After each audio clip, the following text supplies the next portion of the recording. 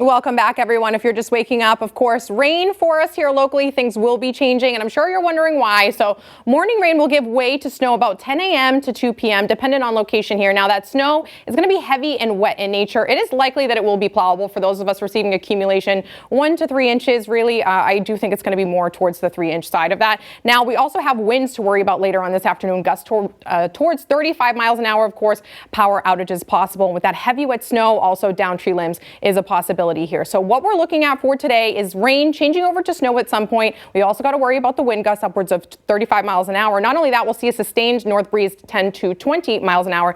Temperatures in the upper 30s. If we drop down to the lower 30s, of course, more of us will be seeing snow. But things clear out overnight tonight. We'll see gradual clearing, partly cloudy skies this evening.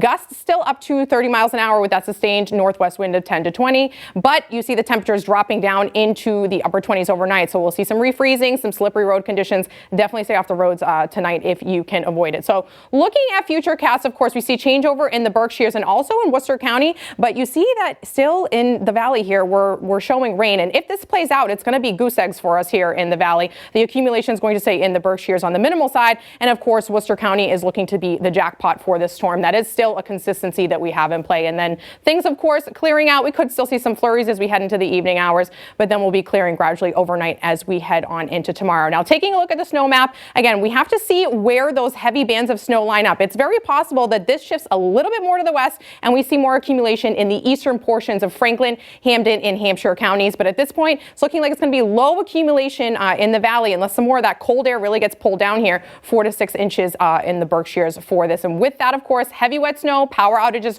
are a possibility. We'll have to be mindful of this with those wind gusts, 25 to 35 miles an hour, could cause some downed tree branches. It's just a lot of stress to put on the trees when we get to that point. Now, winds are starting to pick up here. They were calm this morning. Looks like we've got a pretty steady breeze here, but let's head out to meteorologist Dan Brown for a greater look at what's going on in terms of the wind outside. Yeah, Lena, right now we do have a little bit of a breeze starting to pick up, but of course it's the cold rain. The wind is slowly going to start to pick up, and boy, is this a tricky forecast, especially for those of us in the valley here, because it's only going to come down to a degree or two difference in terms of the rain going over to snow. Of course, it's the cold rain now, but we are anticipating as this storm system continues to wind up, it will draw upon cold air aloft and it's going to bring it down to the surface. So the harder the precipitation comes down this afternoon, the better chance we have of that flipping over to snow. And we do think that is inevitably going to be the case. So obviously higher elevated areas will have a little bit more, and especially across Worcester County, where not only is you have the higher elevation, but you're also closer to those heavy snow bands. But in terms of the wind, the winds will start to pick up. Could gust up to about 35 miles per hour or so. And when you have that combined with the heavy wet snow, that could lead to those power outages, especially in eastern parts of Hampden and Hampshire County. That's where you're going to have perhaps the best chance of picking up some of the heavier snow in terms of snowfall amounts, and it'll be that thick, pasty snow as well. And in fact, so it's towns like Brimfield, Hollands, Munson, Wales, maybe Belchertown and Ware. That's where you could very easily be in the sweet spot in terms of the heavy wet snow and the strong gusty winds. But really, the strongest winds are going to be across eastern parts of Massachusetts, the Cape and the Islands. That's where folks could be dealing with winds up over 50, 60 miles per hour. Of course, it's going to be rain along the Cape and the Islands. That's where they have the high wind watches and advisories and warnings that are in play there.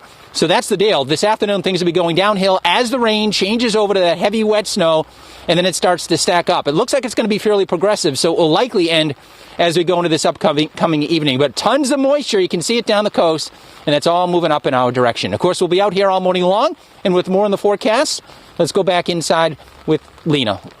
Thanks so much for that update, Dan. Now, of course, once we get past this storm, it's really smooth sailing for the rest of the week. Tomorrow is going to be blustery, chilly temperatures, plenty of sunshine, but ineffective sunshine, really. The breezy conditions stick around, but the winds will be dying down. And then those colder temperatures really stick with us as we head into the next work week. But the good news is it's looking to be dry for now. No real storm systems in play as we head on into next week. Briseida, let's head back to you.